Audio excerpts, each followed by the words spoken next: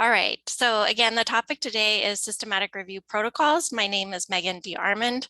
I'm excited to be here to talk with you all about systematic review protocols, and I want to thank you for attending and to CHSU for organizing.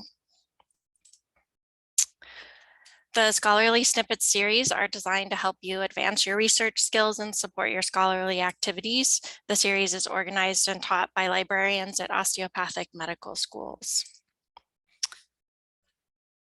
The objectives of today's webinar are to describe what a systematic review protocol is, identify 3 reasons to write a systematic review protocol, and be able to name at least one place to register a systematic review protocol. I'm sure everyone here is familiar with the evidence-based pyramid. I just want to talk briefly about systematic reviews. I'm assuming the audience here is familiar with them. Paraphrased from the article, the Prisma P 2015 statement, systematic reviews are at the top of the evidence pyramid. They are for synthesizing as evidence in healthcare because of their methodological rigor. A systematic review attempts to collate all relevant evidence that fits pre-specified eligibility criteria to answer a specific research question. They're used to support the development of clinical practice guidelines and inform clinical decision-making, a key step in evidence-based practice. Key characteristics of a systematic review are a clearly stated set of objectives with explicit reproducible methodology, a systematic search that attempts to identify all studies that would meet the eligibility criteria. I would say all evidence, really, because gray literature may not be a study necessarily. Next, an assessment of the validity of the findings of included studies, looking at risk of bias, a systematic presentation and synthesis of the characteristics and findings of included studies. And I'm not going to go into too much more detail. Molly Montgomery did a scholarly snippet workshop last fall, I believe in maybe October, entitled Reviews of the Literature Getting Started, where she gives a great overview and description of different types of reviews, including systematic reviews. And she also briefly touches on protocols, I think, in one of the slides of that presentation. All right, so what is a protocol? In a recent article on Joanna Briggs Institute protocols, the author suggests thinking of them as a recipe for a review that pre-specifies the ingredients, your inclusion criteria, where and how to find them, the databases and resources, as well as the search strategy and your methods. I like to think of them as an experiment. If you have a hypothesis and you want to run a scientific experiment, you're not going to go straight into the lab and start. You'll lay out each step carefully and methodically before you move forward.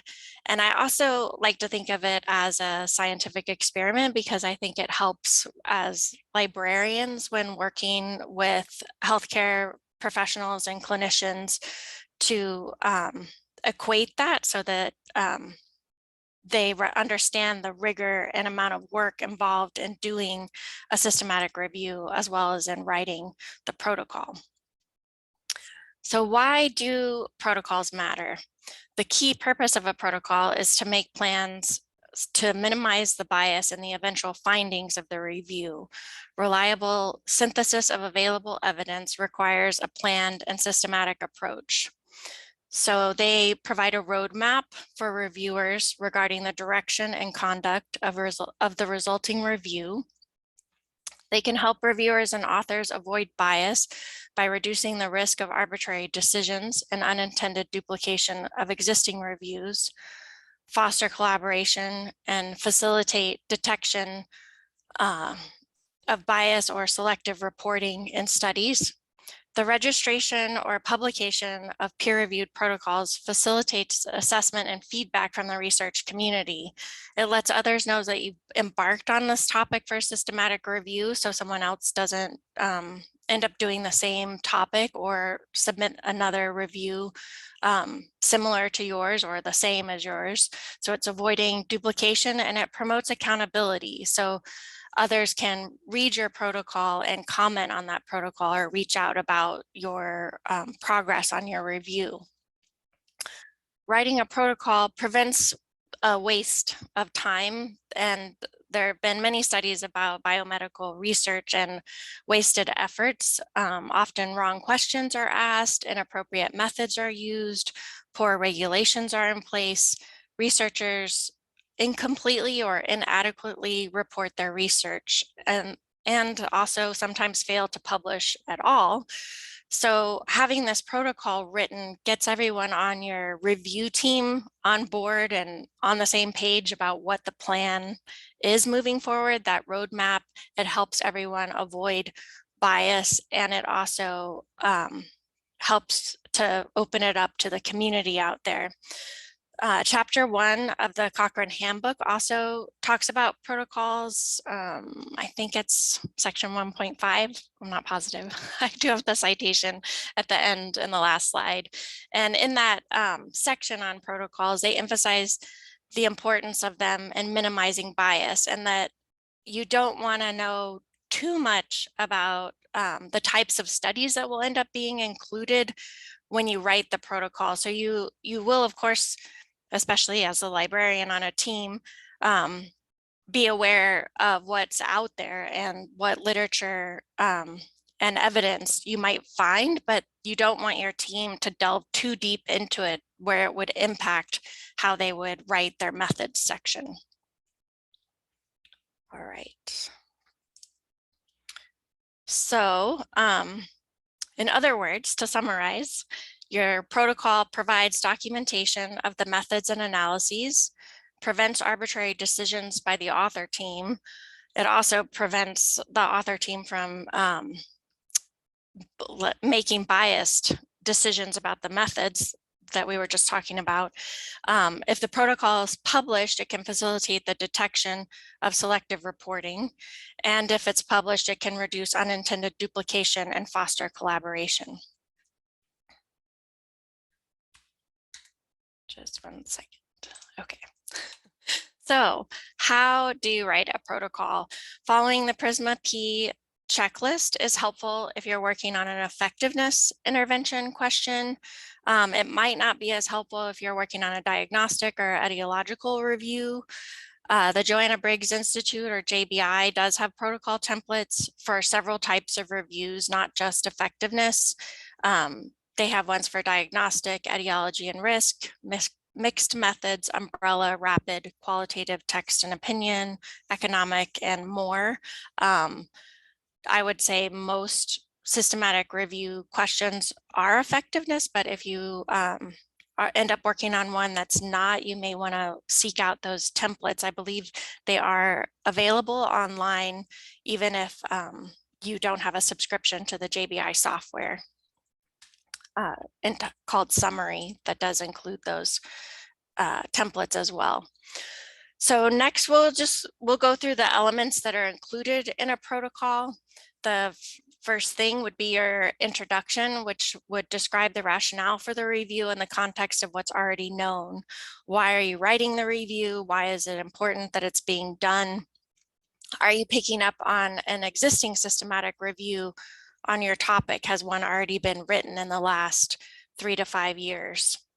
You want to cover your objectives, providing an explicit statement of the question or questions that the review will address with reference to the PICO elements, your participants, the interventions, comparators, and outcomes.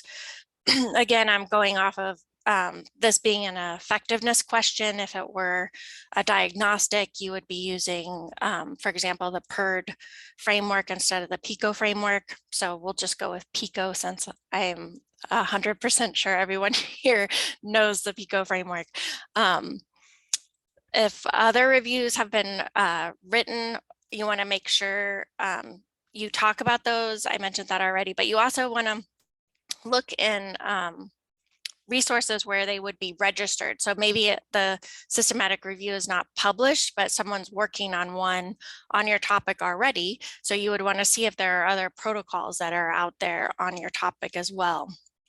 So you could mention that. And I just wanted to emphasize this is also where the The librarian can be of great help to the team in doing that preliminary research to find existing protocols and reviews on the topic. So the next section is the methods section.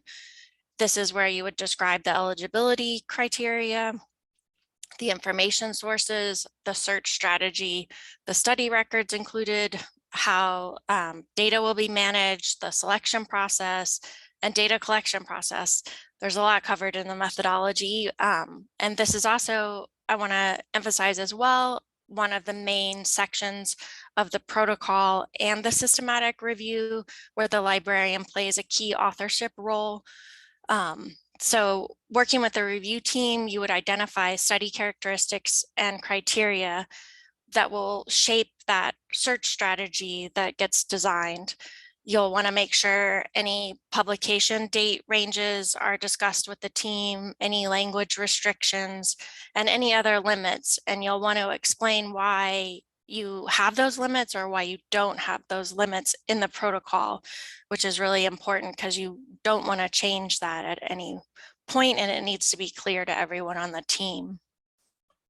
So describing those information sources, what databases will be searched, any contact with study authors, trial registers, gray literature sources. You want to mention all of this in the protocol so that it's transparent to anyone reading your protocol. It usually you include one search strategy, often from a Medline database, such as PubMed or Ovid. That would, of course, depend on what your topic is. That might not be the most appropriate depending on what the research question is, but generally, I would recommend a Medline database strategy that you would include in the appendix of the protocol.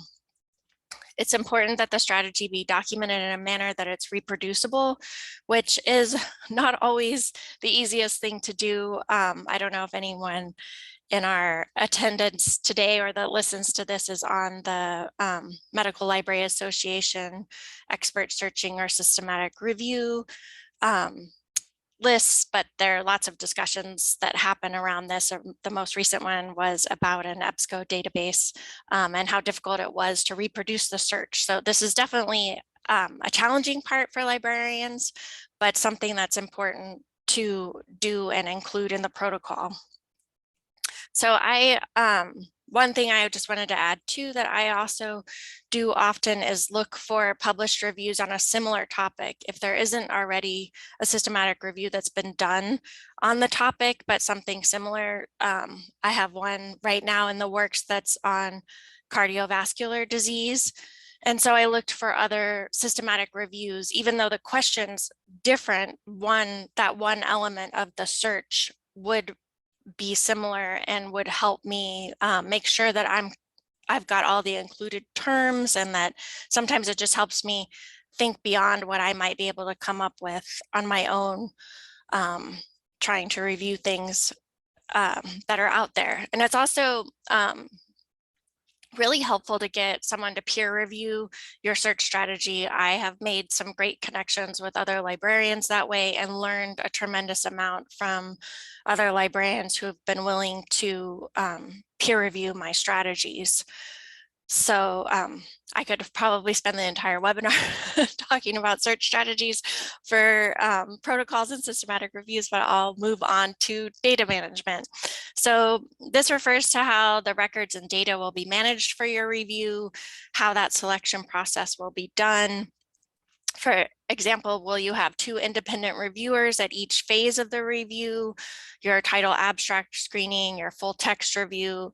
I have had systematic review teams that do a title screening and then an abstract screening and then full text screening. So you would want to clarify that in the protocol if that's what your team wants to do.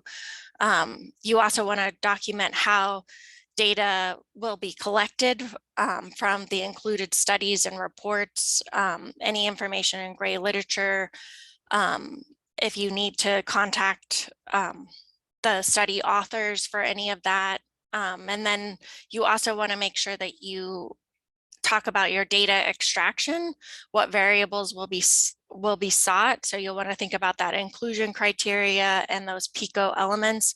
And oftentimes in the data extraction, you also have a section for the funding, if there was any funding for the review to be done. So we're still working through our methods. So you'll want to list and define all the outcomes for the data that will be sought, along with that rationale of why you're looking for those outcomes. And this is definitely where I rely on the review team for help in writing this part and seek their input. So a couple of the reviews that I have in the works right now have around 5 to 7 outcome variables that are being looked at that are discussed in this section.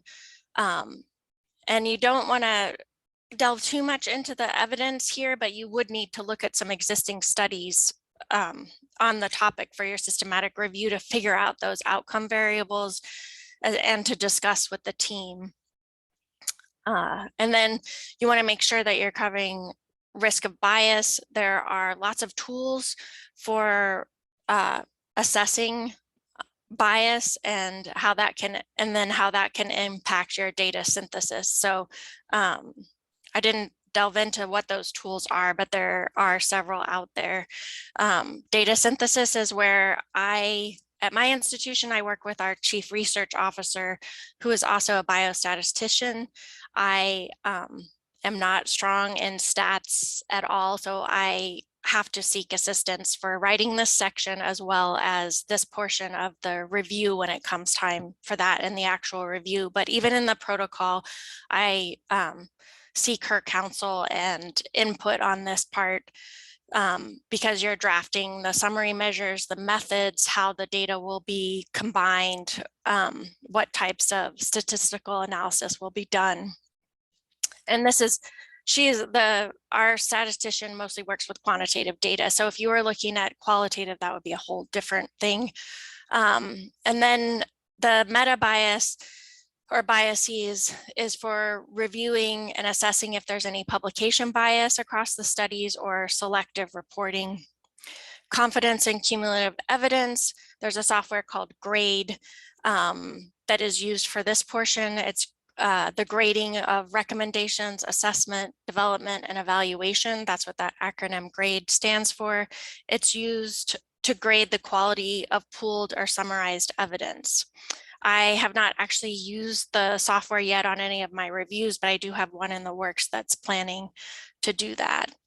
And then I always write the abstract last, so I put that part last in the process here. So like, of course, you would want to make sure you've got some of the basic info covered. Your title would clearly state that this is a protocol. If it's an update to an existing systematic review, you would want to identify that. And then registering, which we're going to get to next, where it's registered, when it was registered, what the registration number is, and or if there's a URL. All authors that are included on the protocol, you want their name, affiliation, and contact so that others could reach out to you and collaborate or discuss your protocol with you. And then you'd want to describe the contributions of the authors as well. So usually in the acknowledgement section, if I have my search strategy peer reviewed, I would acknowledge that librarian that did that portion. And then if there is any financial or other support for your review, you would want to mention that in the protocol. Okay, so registering your review. Before registering, again, you want to make sure there's no published systematic review on your topic or another protocol out there on your topic. So checking for published systematic reviews, I'm going with most of our audience would know where to do that and what databases and resources they would look for those. But for looking for protocols, some places to look would be Prospero. That's probably the most well-known repository for systematic review protocols. They do not take scoping review protocols, but they take systematic review protocols.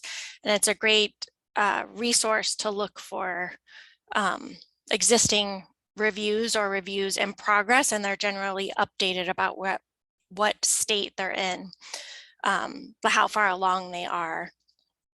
So another place to look is the Open Science Framework, Figshare, and then the JBI Systematic Review Register. That's really just has titles, and it's only those that are doing JBI methodology that are in that JBI Systematic Review Register. But it's a good place to look.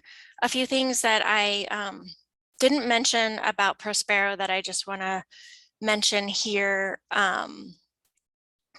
is that it was launched in 2011, and it is from the University of York in the UK. And because it's in the UK and funded by the National Institute for Health Research, UK submissions are prioritized. And right now, COVID-related registrations are being fast-tracked and prioritized. So sometimes you submit to Prospero and you may not get feedback on your submission. There are 40 fields in the registration portal of Prospero, 18 are optional and 22 are required. You can view those so you can come back to your submission. You don't have to do it all at once you start a submission. And then lastly, I was just going to touch a little bit on publishing your protocol. So you can, it's recommended to put it in to Prospero, Open Science Framework, Figshare, somewhere so that it's available for others to find. But there are 2 journals that I know of that do publish protocols, and that's Biomed Central's journal Systematic Reviews, as well as the Joanna Briggs Institute journal JBI Evidence Synthesis. All right, and then we'll just do a quick recap. The description of a systematic review protocol, think of it like a recipe or a scientific experiment. The 3 reasons to write a protocol is that it lays out the roadmap for what you're about to do in your systematic review. You are avoiding bias and showing transparency and sharing with the community of researchers what your intention is to do and holding yourself accountable, as well as possibly meeting collaborators or working with others. I would say the #1 most well-known place to register the protocol is Prospero. There are others, but that's hopefully you are excited about doing a protocol if you are interested in doing systematic reviews. Thank you for attending today's workshop. It's been great to share a little bit about this process. And then there is a link here for feedback. And then the next upcoming scholarly snippet workshop is on Wednesday, March 2nd, and it will be on Zotero.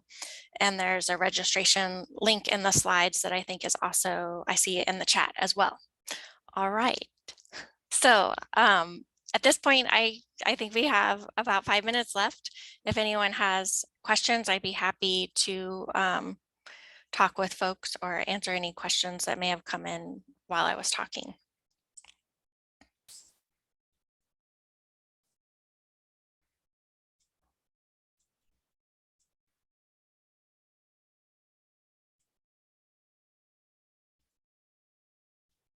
I see there are questions about the recording. It is being recorded and will be available on the Scholarly Snippets YouTube channel, which is linked in the chat.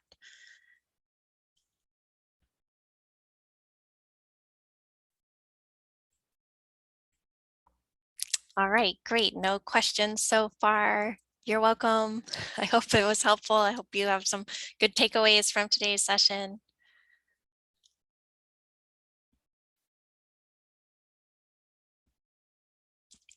All right, great. Thank you all.